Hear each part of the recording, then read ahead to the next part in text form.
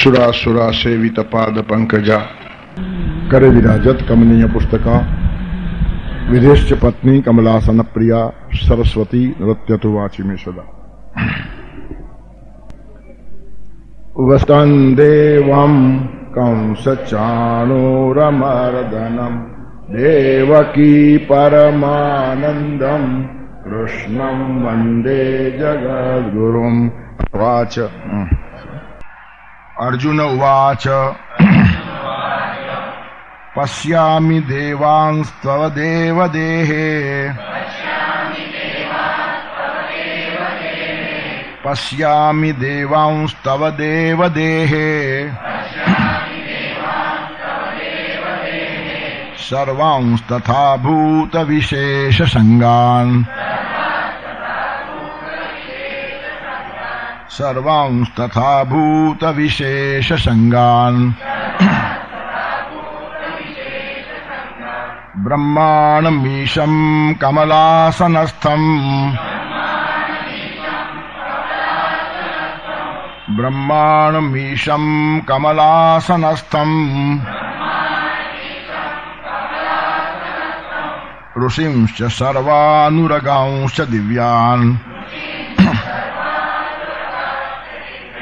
ऋषिंश्च सर्वानुरगांश्च दिव्यान्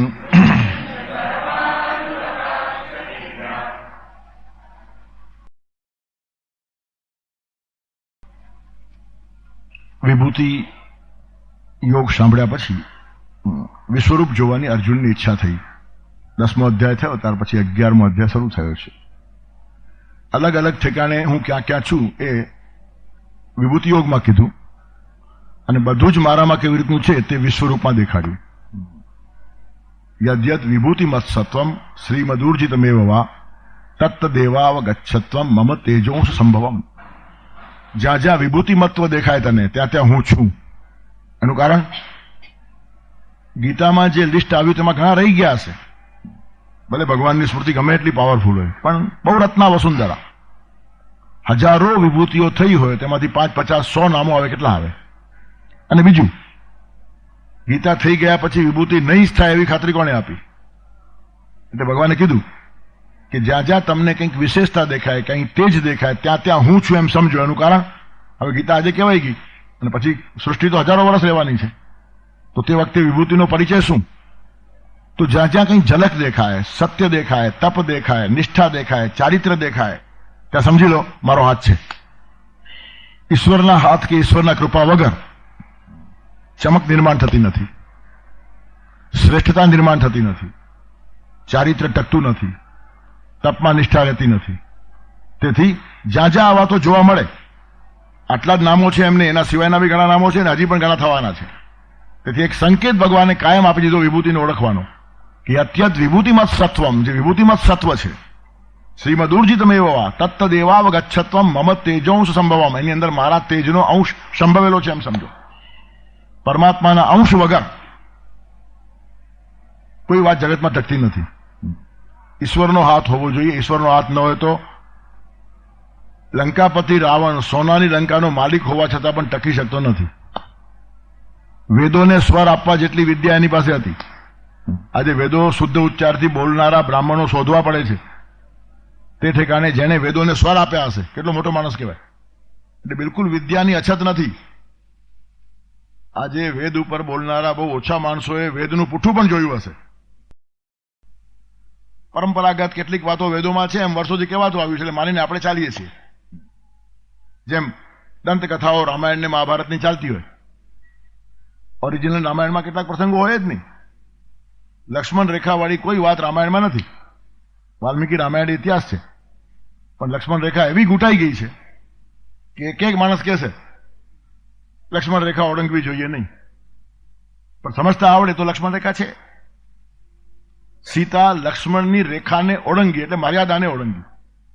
આવો કોઈ લીટો દોર્યો નથી.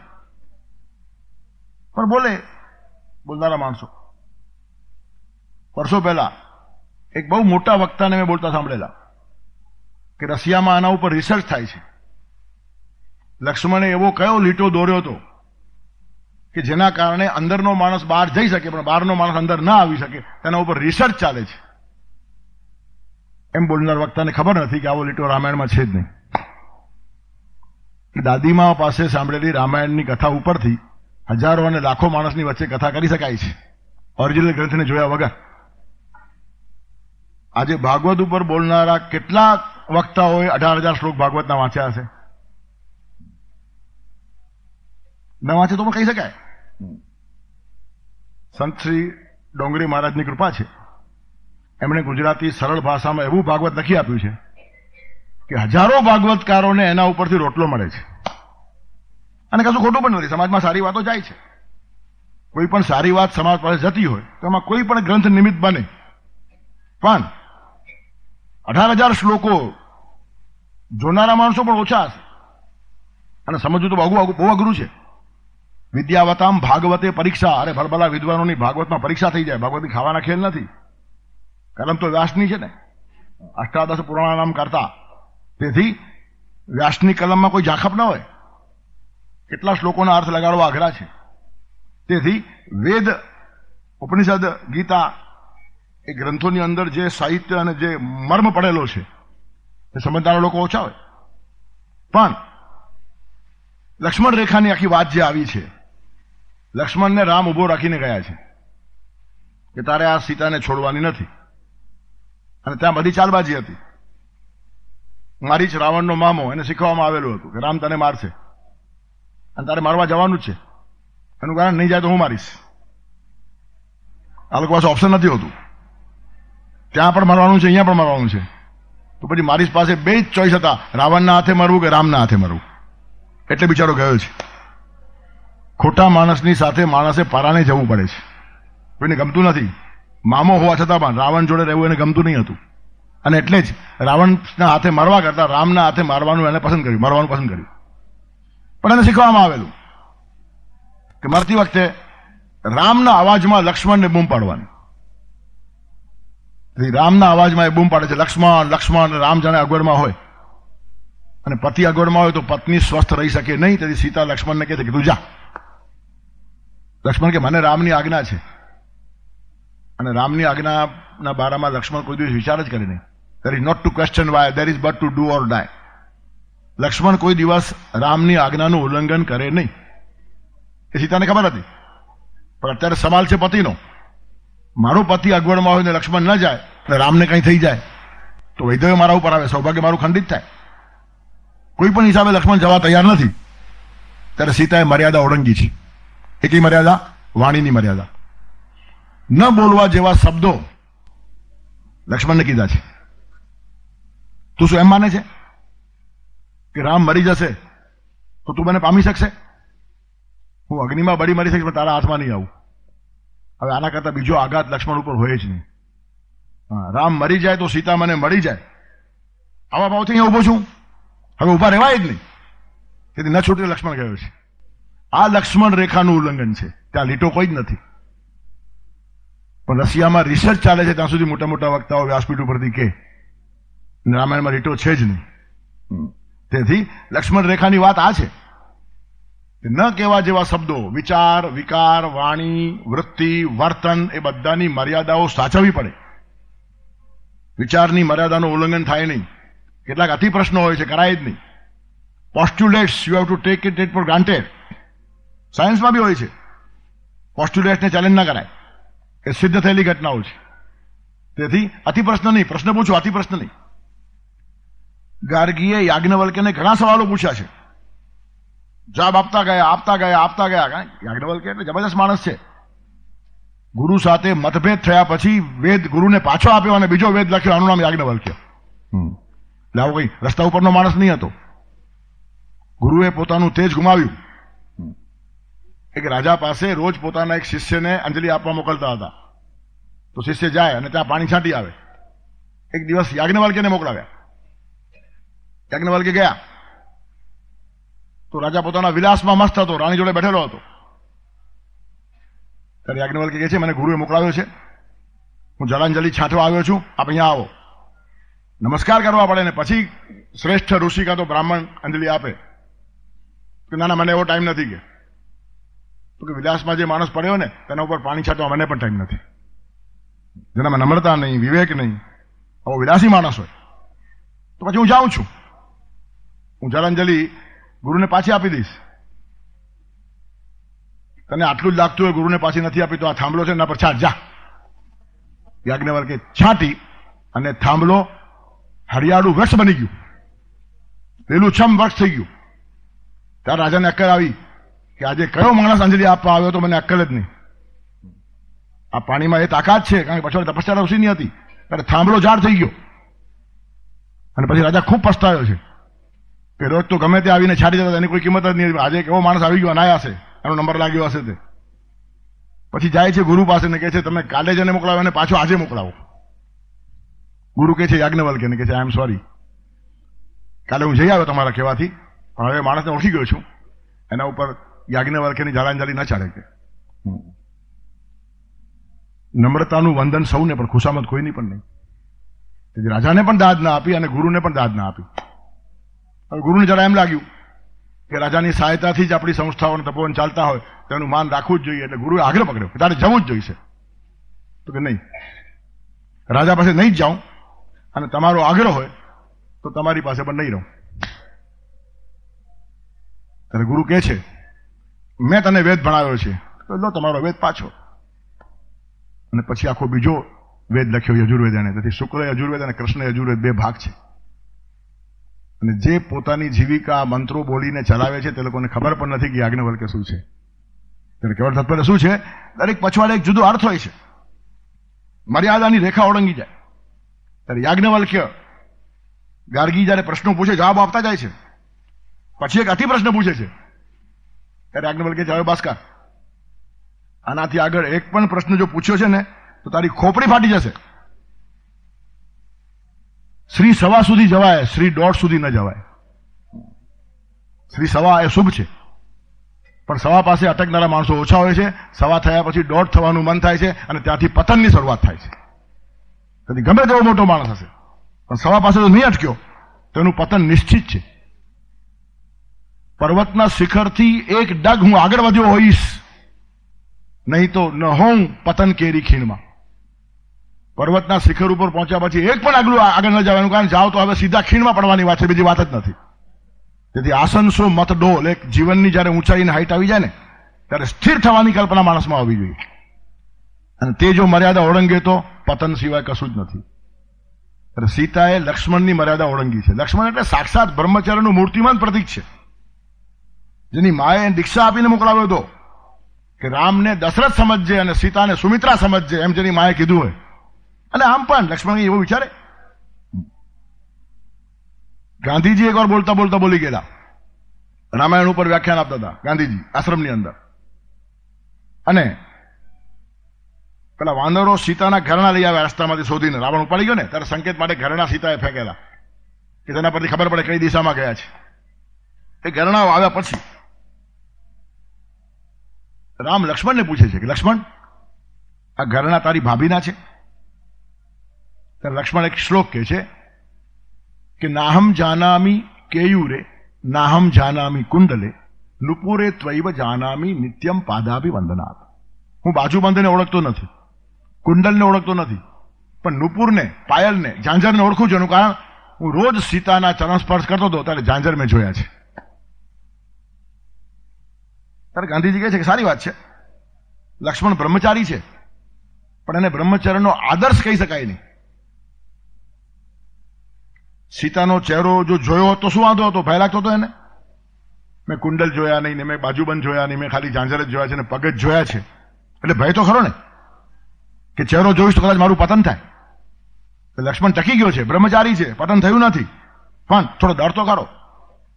સાચા બ્રહ્મચર્યનો આદર્શ તો એ છે કે ચહેરો જુએ તો પણ એને કંઈ થાય નહીં. સીતા મા સમાન હતી.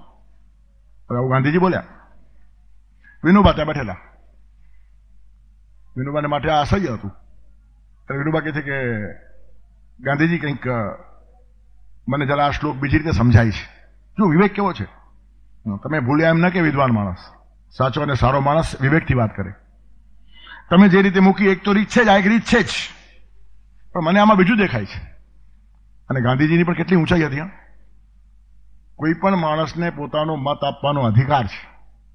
તું કયો ડાયો થયો, વ્યાખ્યાન હું કરું તો તું કરે છે, ઘણા વક્તાઓ એમ કે હા પ્રશ્ન પૂછવાનું કે અને પછી પ્રશ્ન જવાબ ના આપી શકે તો પ્રશ્ન પૂછનાર ધમકાવી નાખે, બેસ બેસ તને અકલ કેટલી? હવે જેટલી અકલ હોય એટલી એના પ્રમાણે જવાબ આપને. તું નથી આપી શકતો એમાં તારી અકલ દેખાય છે. ત્યારે આવી વીકનેસ ગાંધીજીમાં નહીં હતી, બધાને આજ છે. વોલ્ટેર નામનો એક ચિંતક કહે છે કે તમારા મત જોડે હું સહમત ન હોઈશ તો પણ તમારો મત વ્યક્ત કરવાનો જે અધિકાર છે ને તેને મળતા સુધી સાચવવાનો હું પ્રયત્ન કરીશ. કોઈ પણ સાચા મતને દાબી દેવો એ સમાજનું ભયંકર પતન છે. અને હલકા માણસો આ જ ધંધા કરતા હોય. સામેના માણસને બોલવાનો અધિકાર છે.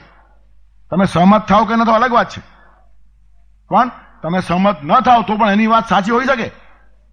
સમાજ પાસે વાત મૂકવા દો. અને એક વાત ધ્યાન રાખો, કોઈ પણ ખોટી વાતને કાળ ટકવા દેતો જ નથી. કાળ એ પરીક્ષક છે. તેથી આજે વિચાર આવ્યો ને કાલે અપનાવી લો, આવી મૂર્ખાઈ ભારતમાં હતી જ નહીં. 100-200 વર્ષ સુધી વિચાર ટકવો જોઈએ અને કાળ જ ટકાવશે એને. અને સત્ય સિવાય કશું ટકતું નથી. તેથી કોઈ દિવસ ગભરાઈ જવાનું કારણ નહીં. ખોટી વસ્તુ જગતમાં બહુ ચાલી પડી છે, કંઈ ચાલે નહીં. હું બહુ ગામથી ભાષામાં આવું છું. દંભના દસકા હોય, સત્યની સદીઓ હોય. 10-20 વર્ષ ખોટા માણસો ધમાલ કરી જાય, ચિરંતન કાર્ય કે ઇતિહાસ ઉભો ન થાય. ઇતિહાસ વાંચનારા ઘણા હોય, ગોખનારા ઘણા હોય, લખનારા બી ઘણા હોય. ઇતિહાસ સર્જન કરનારા માણસો બહુ ઓછા હોય. તેથી ગાંધી જયારે આખે ત્યારે વિનોબા કહે છે કે મને જયારે બીજી રીતે દેખાય છે કે શું, મને એમ લાગે છે કે આમાં લક્ષ્મણની વાત જ નથી. રામે લક્ષ્મણને પૂછ્યું કે આ ઘરેણા તારી ભાભીના છે, એનો અર્થ રામને જ ખબર નથી. એટલે પૂછવું શા માટે પડે? લક્ષ્મણ જુએ કે નહીં આ સવાલ જ નથી.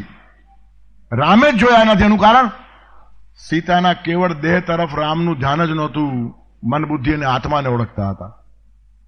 અને એટલે જે કવિ કહે છે તમે જુઓ તે અમેના સાજન, તમે જુઓ એ તન.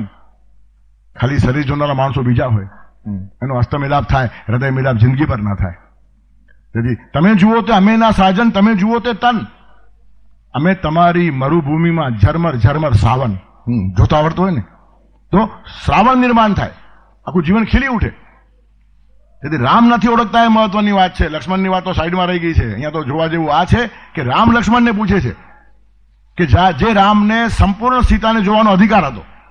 હા, લક્ષ્મણ ચહેરો જુએ કે નહીં સવાલ જ નથી, પણ રામ સીતાને જોવા કોને વાંધો હોઈ શકે? તે છતાં ઘરના તરફ ધ્યાન જતું નથી. એનું કારણ ભૌતિક વાતો તરફ કેટલું દુર્લક્ષ હોય છે આ લોકોનું. સીતા જ મહત્વની છે. સૌંદર્ય સહજ છે. એ ન હોય ત્યારે મેકઅપની જરૂર પડે, સચ્ચાઈ ન હોય ત્યારે દંભની જરૂર પડે, અંદરથી માણસ ખાલી થાય ત્યારે બહારની વાતો જોવી પડે. બહાર બહુ ભટકનારા માણસો અંદરના ખાલીપણાને ભરી કાઢવાનો બાલિશ પ્રયાસ કરતા હોય છે. બહુ ભટકીને પોતાની મોટાઈ દેખાનારા માણસો અંદરથી ઘણા બધા હલકા હોય છે. એનું કારણ એ બહારથી ભરવાનો પ્રયત્ન કરે છે. અને એક વાત ધ્યાન રાખો, બહારથી કોઈ માણસ કદી ભરાયો નથી. જ્યારે ભરાયો ત્યારે અંદરથી જ ભરાયો છે. અને અંદરથી ભરાઈ જનારા માણસો કોઈ દિવસ ખાલી હોતા જ નથી, એ વરસ્યા જ કરે છે. ભરાયેલા માણસો વરસતા જ જાય. વાદળ ભરાઈ જાય ને વરસે. જેવું વાદળમાં પાણી આવ્યું કે વરસી પડે. અને એનું પતન પણ મધુર. એનું કારણ એ વાદળના પતનમાંથી હજારો લાખો માણસોને જીવન મળે. ત્યારે કહેવાનું તાત્પર્ય શું છે? સફળ થવું આ મોટા મોટી વાત છે. ત્યારે મર્યાદા ઓળંગવાની જે વાત છે એમાં કોઈ એવા લીટા રામાયણમાં છે નહીં. પણ મોટા મોટા વક્તાઓને આપણે એવું બોલતા સાંભળીએ. એનું કારણ રામાયણ ઉપર વ્યાખ્યાન કરતી વખતે રામાયણ ગ્રંથ જોવાની પણ તસ્દી આ લોકો લેતા નથી. દાદીમાએ જેવી કીધી તેવી જ વાતો લાખો માણસોને કયા કરે છે. પણ એમાં કશી હાનિ પણ નથી. એનું કારણ કે નુકસાન તો કોઈને કરતા નથી. સારી વાતો જે બાને પણ સમાજમાં જતી હોય તો જવા દો. એ વાતનો વિરોધ કરવા માટે નથી કહેતો, પણ મર્યાદા કયા પ્રકારની હોય છે. તેથી અતિ પ્રશ્નો માણસને મૂંઝવે. અને અર્જુન બહુ ખુશ થયો છે. ભગવાન પોતે વરસ્યા છે. હમણાં પણ કેવા વરસ્યા છે. હમણાં હું નાગપુર ને રાયપુર ને રાજનંદગાંવ ત્યાં જઈ આવ્યો. આવો ધોધમાર વરસાદ. અમારી જોડે જ વરસાદ અહીંયા આવ્યો છે એવું લાગે છે. ત્યાં બી ચાલતો હતો. મેં કીધું તમે લોકો આટલી મહેનત કરી છે ને, આટલો ધોધમાર વરસાદ છે, બારે મેઘ ખાંગા થયા છે, આટલા પાણી ભરાયા છે, લોકો આવશે કેવી રીતના? મને કે આવશે. બધા સુખી સંપન્ન માણસો છે, બધા ગાડીવાળાઓ છે. 90% માણસો પાસે પોતાની ગાડીઓ છે. 5-10% ફરક પડશે, બાકી નહીં. બધા હોલ પેક હતા. એનું કારણ જેને સાચી વસ્તુનો રસ ખબર પડે છે ને પછી બાહ્ય વસ્તુઓ નડતી નથી. આટલો વરસાદ છે તો તમે સવારના પણ વહેલા આવે ને સુઈ રહેવાય આરામથી. એકાદ કપ ચા પીવાય ઘરે બેઠા બેઠા. ચા બનાવો, ગીતા તો આવતા રવિવારે પણ છે જ.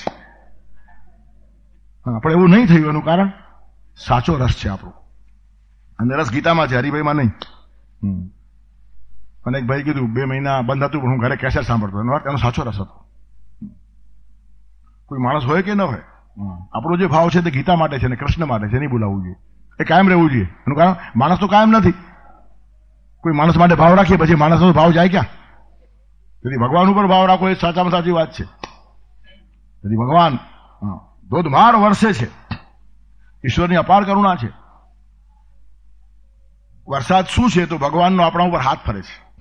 મેં લખેલું મારા ગીતમાં કે હાથ ફર્યો કીર્તાર તણો, ત્યાં સૃષ્ટિ ગઈ બદલાઈ.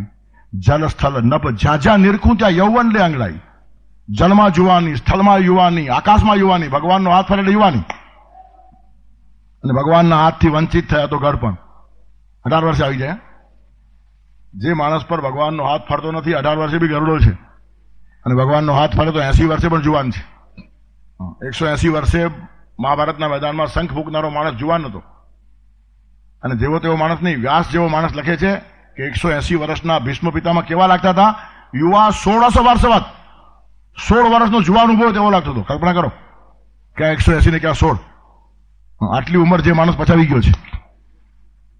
બધા જ વાળ સફેદ થઈ ગયા છે, પણ એનો કોઈ રંજ અને ગમ નથી.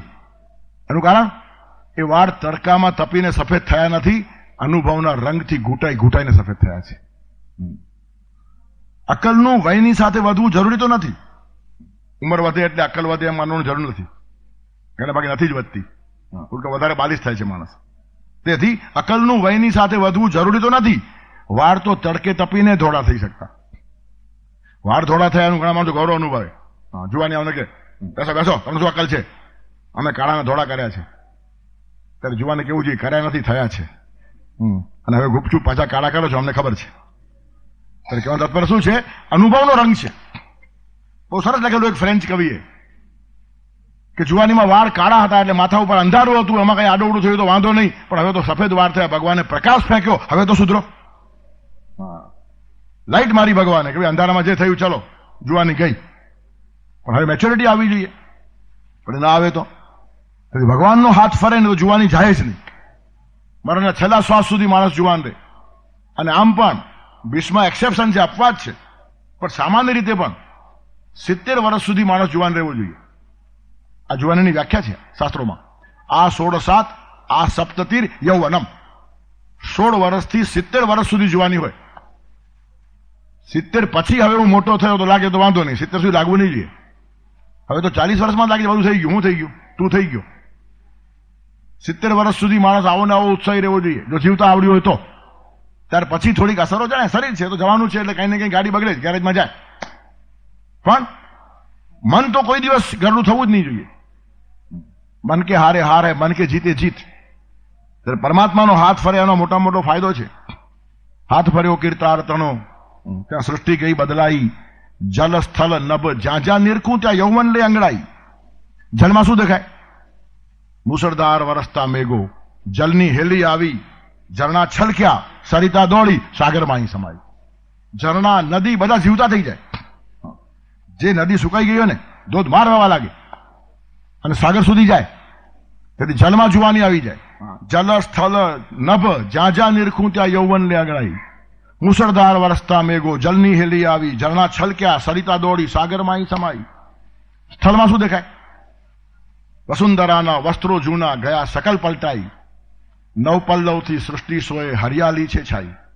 નવ વધુએ લીલી સાડી પહેરી ને લીલા રંગની એવી પૃથ્વી બની જાય. Grey becomes green. બધું સૂકું વાતાવરણ, હરિયાળું વાતાવરણ થઈ જાય. તેથી જલમાં જુવાની આવી જાય, સ્થળમાં જુવાની આવી જાય. આકાશનો રંગ બદલાઈ જાય. કાળા વાદળ કૃષ્ણ બન્યા અને વાદળીઓ ગોરી ગોપી. રાસ ચાલે આકાશમાં પણ. કાળા વાદળ કૃષ્ણ બન્યા, વાદળીઓ ગોરી ગોપી. નભને આંગણ રાસ રચાયો, ઘોર ઘટા ઘનછાઈ. ઇન્દ્રધનુના સપ્તરંગથી રંગોળી પુરાઈ. વ્યોમ સરે સરકનથી ચપલા, વીજળડી મલકાઈ. આ ભગવાનનો હાથ ફરવાનું પરિણામ છે કુદરત ઉપર, પ્રકૃતિ ઉપર. જલમાં જુવાની, સ્થળમાં જુવાની, આકાશમાં જુવાની, એક જબર રાસ રચાઈ જાય. અને એવો જ હાથ ભગવાનનો ફરે આપણા ઉપર તો દુઃખ, દૈન્ય, દારિદ્ર્ય જીવનના પલમાં જાય નાસી. ઈશ્વરનો હાથ ફરે ને દુઃખ ટકે જ નહીં. દુઃખને માણસો માણે અને સુખ કરતા વધારે સારી રીતે માણે. એનું કારણ સુખ દુઃખ સમજદારીમાં છે, વાસ્તવમાં છે જ નહીં. એક માણસને જે દુઃખ લાગતું હોય તે બીજા માણસને સુખ લાગે. એ સુખ દુઃખની વ્યાખ્યાઓ બહુ અઘરી છે. ન્યાયશાસ્ત્રીઓ પણ વ્યાખ્યા કરી શક્યા નથી. જેનો ધંધો જ વ્યાખ્યા કરવાનો છે. વ્યાખ્યા કર્યા વગર સગા બાપને બાપના કે આ લોકો એનું નામ ન્યાયશાસ્ત્રી. છતાં સુખ દુઃખની વ્યાખ્યા વખતે એમણે હાથ જોડ્યા છે. વ્યાખ્યા કરી છે, પણ એવી કરી છે કે એની વ્યાખ્યા કહેવાય જ નહીં. અનુકૂળતયા વેદ નિયમ સુખમ, પ્રતિકૂળતયા વેદ નિયમ દુઃખમ. જે તમને સંવેદનામાં અનુકૂળ લાગે તો સુખ અને પ્રતિકૂળ લાગે તો દુઃખ. એનો અર્થ સુખ દુઃખ બદલાઈ શકે. તમે છત્રી લઈને બહાર નીકળ્યા હો, વરસાદ પડે તો સુખ, એનું કારણ છત્રી કામમાં આવી, અને ન પડે તો દુઃખ. પેલા માણસો કે કોણ જાણે શું છે, હું છત્રી ઉપાડું ત્યારે વરસાદ આવતો જ નથી. જાણે ખબર પડી ગઈ વાદળાને કે આના હાથમાં છત્રી સાથે નહીં પડવાનું. એમ આપણે આપણા માપથી કુદરતને માપીએ છીએ. જયારે હું છત્રી ન લાવું ત્યારે વરસાદ પડ્યા વગર રહેતો જ નથી. એમ કેટલા માણસો આપણને કે તારી છત્રીને વરસાદને શું લાગે વર્ગે. હા, નહીં તો પરલો તો શું વાંધો છે, ક્યારેક પરલવાની મજા છે. આપણે ઋષિઓ તપોવનમાં રજા રાખતા હતા. પહેલો વરસાદ પડે રજા, શા માટે? જાઓ નાવ વરસાદની અંદર. ખરું ભણવા જેવું આ છે, બાકી આ તો રોજ ચાલે છે. તેથી પહેલો વરસાદ પડ્યો કે અભ્યાસ બંધ, નાવા જવાનું. અને મેં આ લાવો માણ્યો છે. 25-30 વર્ષ પહેલા મેં નિયમ રાખેલો, વરસાદ પડે એટલે એક જબલું અને એક લેંગો, બે પહેરવાનો, ખિસ્સામાં રૂમાલ, ઘડિયાળ પહેરવાનું નહીં, પાકીટ રાખવાનું નહીં. અને ધોધમાર વરસાદમાં ચાલતા ચાલતા જવાનું 12 પગે અને પાછા પગે આવવાનું. એની મજા છે.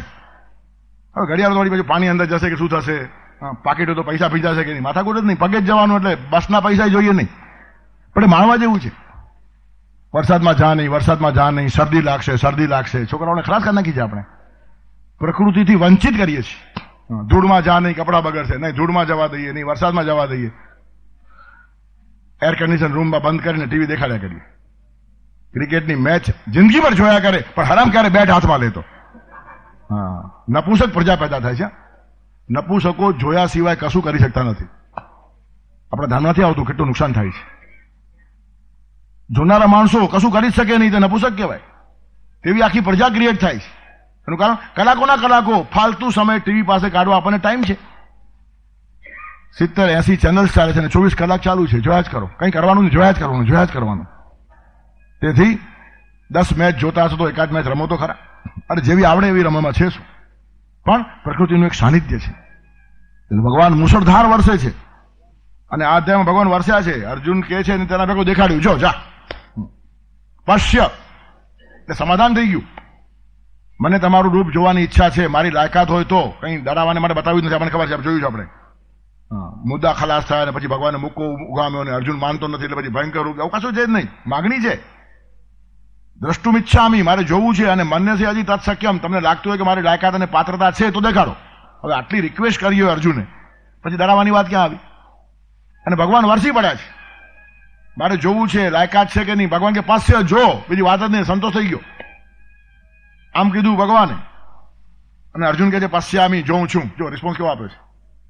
જો એમ કહેતા પછી જોઉં છું તરત. જો એટલે બતાવશે કે ત્યાં ડાઉટ ગયો. વાત કરવાની કલા છે. સામેના માણસની ઇંતેજારીને તરત ખલાસ કરો. ઘણા માણસો ખેંચી ખેંચીને વાત કરે ને મૂળ વાત પર અડધા કલાક આવે, તમે પેલો માણસ અંદર ગભરાતો કે શું થયું કોને ખબર. એક વાત કરવાની સ્ટાઇલ છે. જે અપેક્ષા છે તે વાત પહેલી કહો. હનુમાન સીતાને જોઈને આવ્યા, રામની પાસે આવીને પહેલું કે છે દ્રષ્ટા સીતા મયા રામ. દ્રષ્ટા પહેલા જોઈ, વાત પતી ગઈ.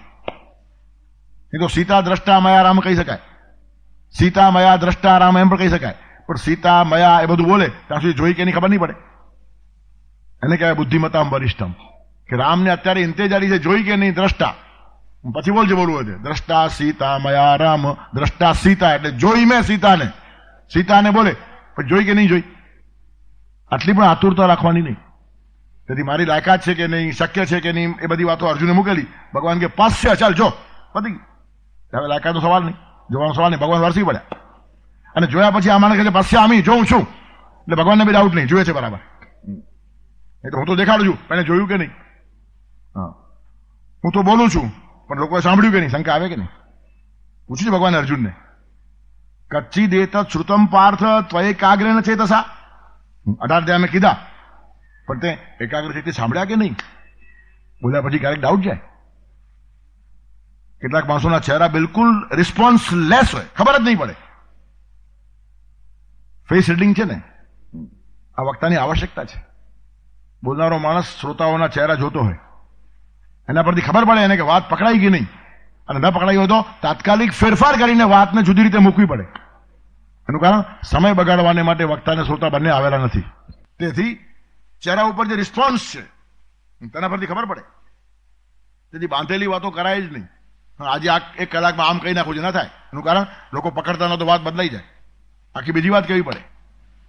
પછી ઘણા માણસો કે તૈયારીનું શું, શ્રોતાઓનો સમય બગાડાય નહીં. ઘણા વક્તાઓ કે અમે તો હોમવર્ક કરીને જઈએ છીએ. વેલ એન્ડ ગુડ, કરવી જ જોઈએ. હું પણ માનું છું એ વાતને.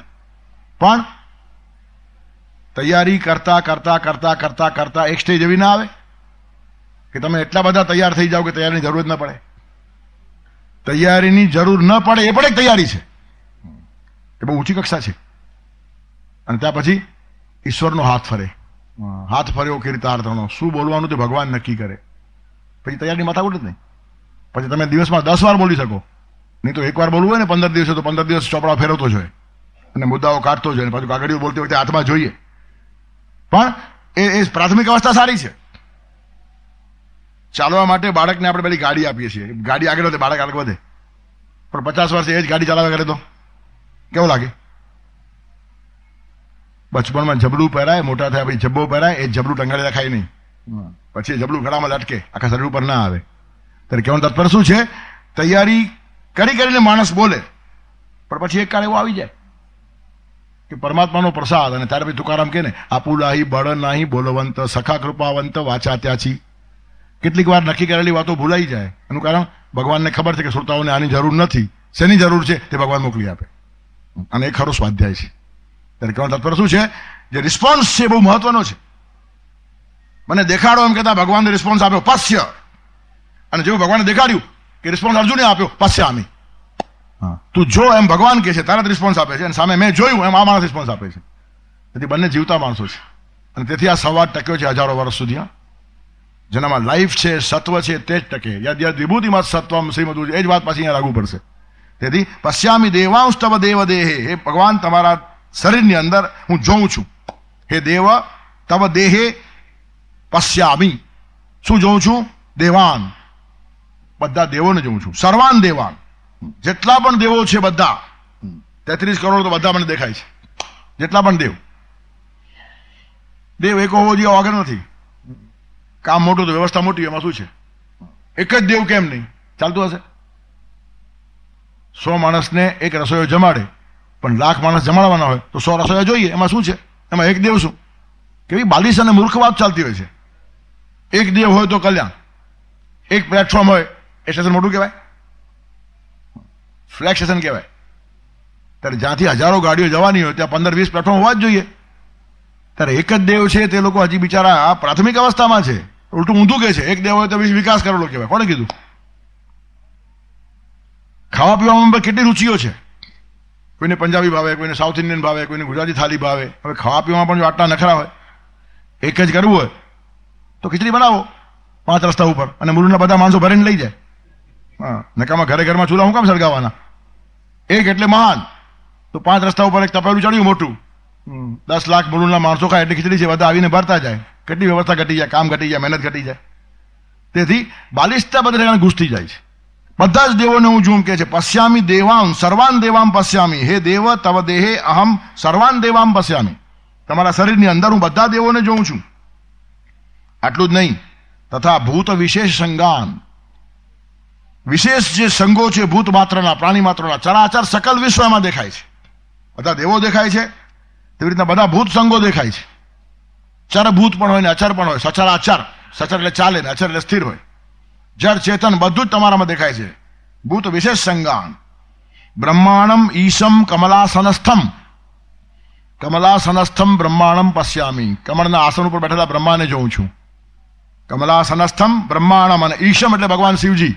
અહીંયા શિવજી પણ દેખાય છે. વિષ્ણુ અધ્યાર રાખ્યા છે. કૃષ્ણ પોતે વિષ્ણુનો અવતાર છે. અને બીજું, બ્રહ્મામાં વિષ્ણુ આવી જ જાય છે. એનું કારણ નાભી કમળથી બ્રહ્મા પ્રગટ્યા. વિષ્ણુના નાભી કમળમાંથી બ્રહ્મા પ્રગટ્યા અને કમળ ઉપર બેઠેલા બ્રહ્મા દેખાય તો નીચે નાભીવાળા વિષ્ણુ દેખાય તેમ સમજી લેવાનું. તેથી બ્રહ્મા વિષ્ણુ મહેશ બધા મને દેખાય છે. અહીંયા ત્રિદેવો દેખાય છે.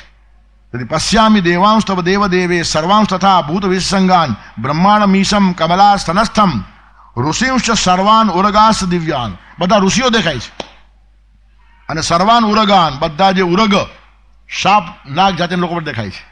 જેટલા પણ સાપ છે નાગ છે બધા મને અહીંયા દેખાય છે. અને આ બધી વાતોનો ભગવાને વિભૂતિ યોગમાં ઉલ્લેખ કર્યો છે. દેવોમાં હું કોણ છું, સ્થાવરોમાં સ્થાવરણામ હિમાલય, સ્રોતસામ અસ્મિ જાહ્નવી, ગંગા મારી વિભૂતિ છે, હિમાલય મારી વિભૂતિ છે, પશુ પક્ષીઓમાં કોણ છે, સિંહ મારી વિભૂતિ છે, હાથી મારી વિભૂતિ, હીરાવતમ ગજેન્દ્રાણામ. તેથી ભૂત વિશેષ સંજ્ઞાન વિભૂતિ યોગમાં જે અલગ અલગ જોયા તે બધા અહીંયા જોયા છે. એટલે અર્જુન પણ દ્રષ્ટિ સંપન્ન માણસ છે. ખાલી અર્જુન પાસે આંખ છે એમ નહીં, દ્રષ્ટિ પણ છે. આંખ હોય તો બધું દેખાય નહીં. આંખ તો બધા પાસે છે, દ્રષ્ટિ ઓછા લોકો પાસે હોય છે. અને મહત્વ દ્રષ્ટિનું હોય છે. આંખ તો મળે, ચર્મચક્ષુ બધા પાસે હોય.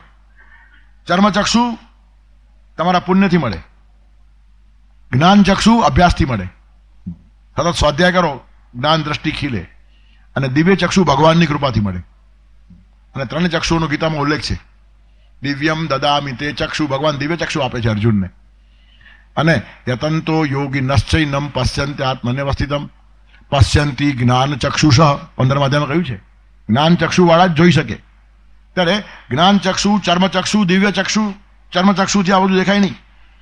ત્યારે જુદા પ્રકારે આ બધી વાતો હું જોઉં છું એમ અર્જુન કહે છે. ત્યારે બધું જ દેખાય છે અર્જુનને. દેવ દેખાય છે. દેવ એટલે પ્રભાવાન, દ્યુ એટલે પ્રકાશ, પ્રકાશિત માણસો એ બધા દેવ કહેવાય. દેવ એટલે આકાશવાળા નહીં. આ પૃથ્વી પટ ઉપર પણ જે માણસો પ્રકાશિત હશે, તેજપુંજ હશે, તે બધા દેવ ગણાય, શોભે છે. દ્યુતિ એટલે પ્રકાશ, દ્યુ ધાતુમાંથી દેવ શબ્દ આવ્યો છે. એના ઘણા બધા અર્થો છે. જે અનુભવી છે, જે રમતિયાર છે, જે હસતો રમતો છે, જે તેજસ્વી છે, એ દેવ કક્ષામાં જાય. ત્યારે આવા બધા દેવો મને અહીંયા દેખાય છે. અને બીજી એક વાત છે, અર્જુનનો એક ડાઉટ પણ અહીંયા દૂર થાય છે કે વિકાસ કરતા કરતા માણસ મરી જાય તો બધો વિકાસ ફોકટ. એક જ જીવનમાં સંપૂર્ણ વિકાસ થતો નથી. ત્યારે વિકાસનો ક્રમ આગળ ચાલુ રહે તો વિકસિત થતા થતા પછી આખરે માણસ ક્યાં જાય? કામ ગતિમ કૃષ્ણ ગચ્છતિ. અર્જુને પૂછ્યું છે, છિન્ના ભ્રમ્યો તિષ્ઠતિ. જેમ વાદળો વિખેરાઈ જાય તે માણસ વિખેરાઈ જાય નહીં. બધી જ વાતો પાછી એને મળે. તેથી જે લોકોએ વિકાસ સાધ્યો છે તે લોકો પરમાત્માના સ્વરૂપમાં અર્જુનને દેખાય છે. એટલે વિશ્વાસ બેસે છે કે આ લોકોનું સ્થાન અહીંયા છે. વિકસિત માણસો ખલાસ થતા નથી. નહીં કલ્યાણકૃત કશ્ચિત દુર્ગતિમ તાત ગચ્છતિ. ત્યારે જેણે મહેનત કરીને, પરિશ્રમ કરીને, સાધના કરીને, અભ્યાસ કરીને, ભક્તિ કરીને પોતાના જીવનને પુષ્ટ બનાવ્યું હશે તે માણસને દેવનું સ્થાન મળે અને પરમાત્માના ખોળામાં સ્થાન મળે. તેથી અવિશ્વાસ કરવાનું કારણ નહીં. કોઈ પણ સારી વાત એની દુર્ગતિ થાય જ નહીં. કલ્યાણકૃત કશ્ચિત દુર્ગતિમ ન ગચ્છતિ. તેથી જે જે સારી વાતો હશે તે કરતા જ રહો. ત્યારે દેવો ત્યાં દેખાયા. ભૂત વિશેષ સંગાન, ચાર અચાર બધા જ તત્વો ત્યાં દેખાયા. એનું કારણ પ્રકૃતિ પાસે પણ એક સૌંદર્ય છે.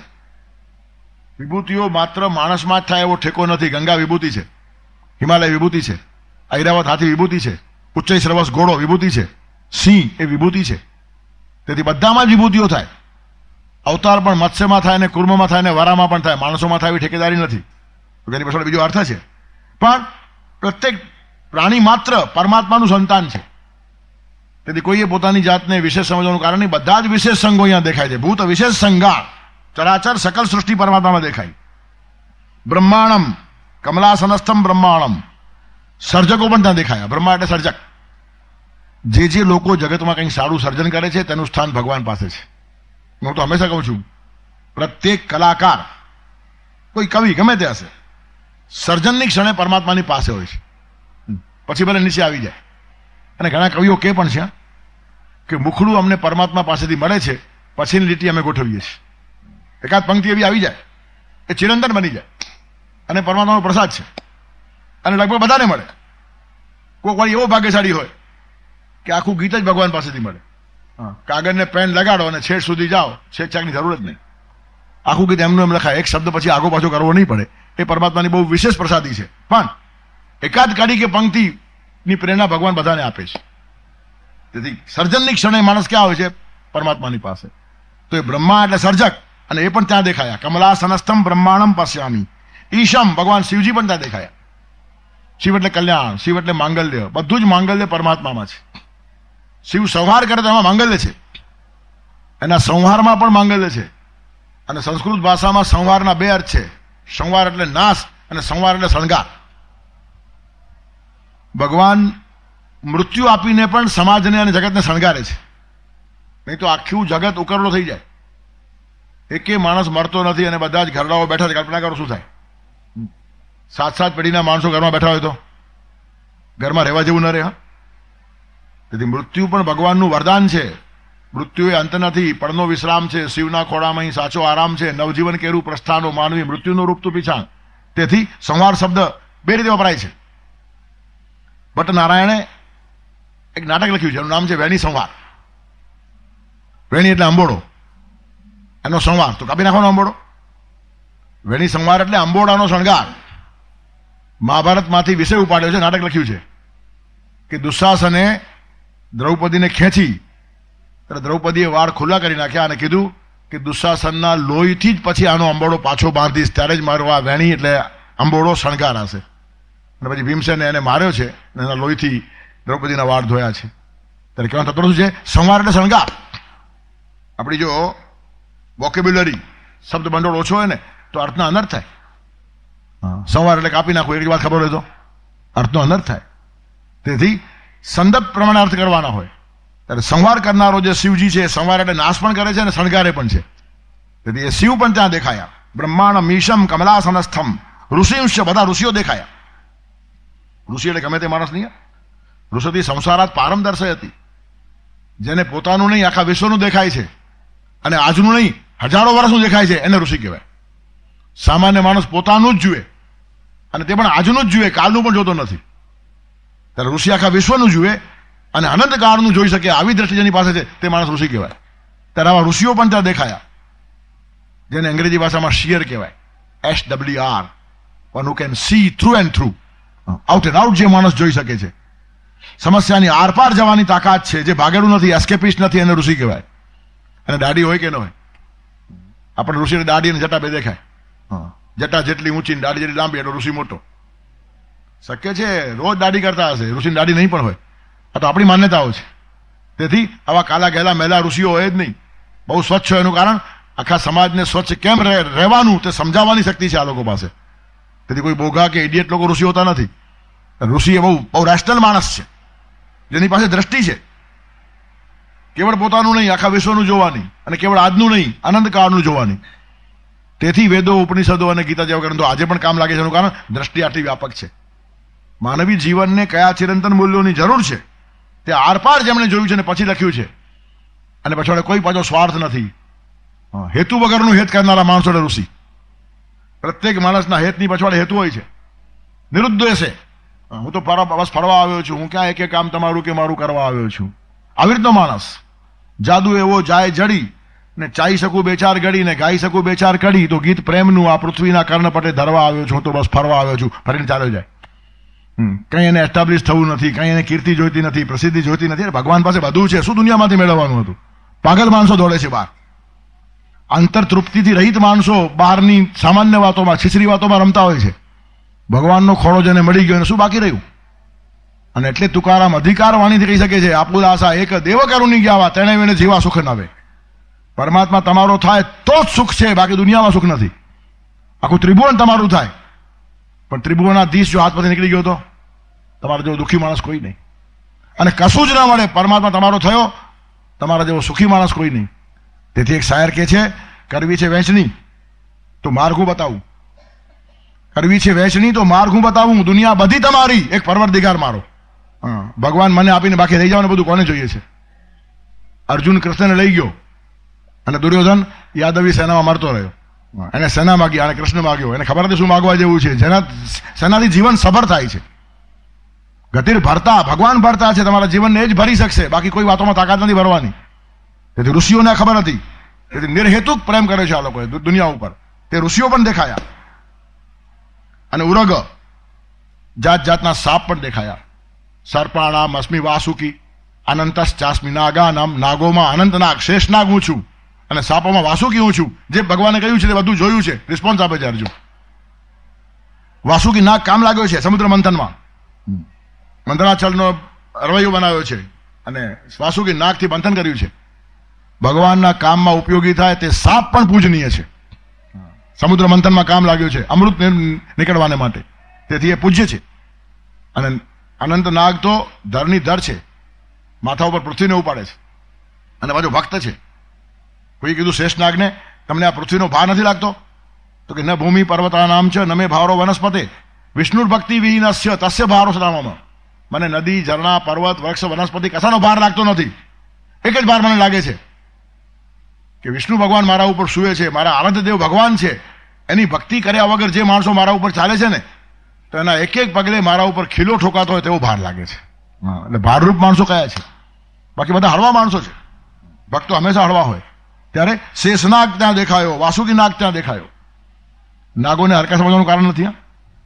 એ કવિ તો લખ્યું છે કે માણસો એટલા હલકા થાય છે કે હવે સાપને સારા કહેવા પડે. સાપ જેને ડંખે જ મરે, મારા ડંખે એકને હેરાન થાય, બીજોને મરે ત્રીજો. મંથરાએ ડંખ ક્યાં માર્યો? કૈકેયીના કાનમાં. કૈકેયીના કાનમાં મંથરાએ ડંખ માર્યો. વનવાસમાં રામ ગયા, હેરાન થયા અને દશરથ મરી ગયો. આ ડંખ કહેવાય. માણસો ડંખ ભયંકર હોય. એ કવિ તો લખે છે કે આદમી में इस तरह विष भर गया है, आदमी में इस तरह विष भर गया है, देख करके विषधरों का वंश सारा डर गया है. હવે સાપ માણસથી ગભરાય છે, કારણ કે આટલું ઝેર નથી એની પાસે. સાપ તો તરત ઝેર રોકી નાખે, આ તો પેઢીઓને પેઢીઓ રાખે પાછું. તેથી આદમી में इस तरह विष भर गया है, देख करके विषधरों का वंश सारा डर गया है. कल सुनोगे आदमी के काटने पर रास्ते में सांप कोई मर गया है. માણસ કહેલો ને સાપ મરી ગયો એવા સમાચાર સાંભળતો નવાઈ નહીં પામતા, એટલો માણસ જરી થાય છે. એના કરતા આ સાપ સારા જે વિભૂતિમાં સ્થાન મેળવ્યું લોકોએ. તેથી અનંતશ્ચાસ્મિ નાગાનામ અને સર્પાણામસ્મિ વાસુક, એ સાપ નાગ બધા ત્યાં જોવા મળ્યા. અર્જુનને બહુ સરસ રિસ્પોન્સ આપ્યો છે અને એ રિસ્પોન્સ ચાલુ છે. જેમ ભગવાન વરસી પડ્યા ને તેમ સામે અર્જુન પણ વરસે છે. ત્યારે શું શું જોયું તેનું વર્ણન હજી ચાલુ છે. ત્યાંના એક શ્લોકનું પાલન કરી રાખશું આવતા રવિવારને માટે. આપણે તેમ કહેવાય છે અલ્પારંભા ક્ષેમ કરહ. આરંભ હંમેશા થોડો ઓછો કરવો, એટલે જરા 5 મિનિટ જાણી જોઈને, નહીં તો બોલાય એમ છે, પણ આરંભ ઓછો જ હોવો જોઈએ. ગંગા નીકળે ત્યારે ગંગોત્રી બહુ નાની હોય, પછી કલકત્તામાં દરિયો થાય. તેથી કોઈ દિવસ આરંભમાં લાંબુ નહીં કરવું. તેથી થોડુંક બચાવીને જ આરંભ કર્યો. અને બીજું એક કામ પણ છે, 10 વાગે પાછું મારું સાંતાક્રુઝમાં છે, મારે પણ ત્યાં દોડતા પહોંચવું છે. અને આમને આમ ભાગી જાઉં, ઘણા વખતે મળ્યો છે તો 5 મિનિટ ઉભો રહ્યો, વધારે મળવું પણ છે મારે, એટલે 5 મિનિટ બચાવી છે. શાસ્ત્રની આજ્ઞા પાડી છે અલ્પારંભા ક્ષેમ કરહ, બધાને મળાય તેની વ્યવસ્થા પણ રાખી છે અને ત્યાં પહોંચવાનું છે પણ મારા ધ્યાનમાં છે. ત્યારે આવતા રવિવારના શ્લોકનું પારાયણ કરી રાખશું. આવતા રવિવારે પાછા આવશું. અનેક બાહુ દરવક્ત્ર નેત્રમ પશ્યામિ ત્વામ સર્વતોનંત રૂપમ નાંતમ ન મધ્યમ ન પુનસ્તવાદિમ પશ્યામિ વિશ્વેશ્વર વિશ્વરૂપમ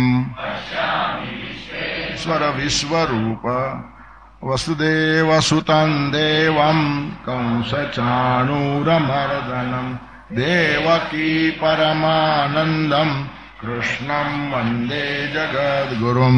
ગુરુર્બ્રહ્મા ગુરુર્વિષ્ણુ ગુરુર્દેવો મહેશ્વર, ગુરુ સાક્ષાત પરબ્રહ્મ તસ્મૈ શ્રી ગુરવે નમઃ.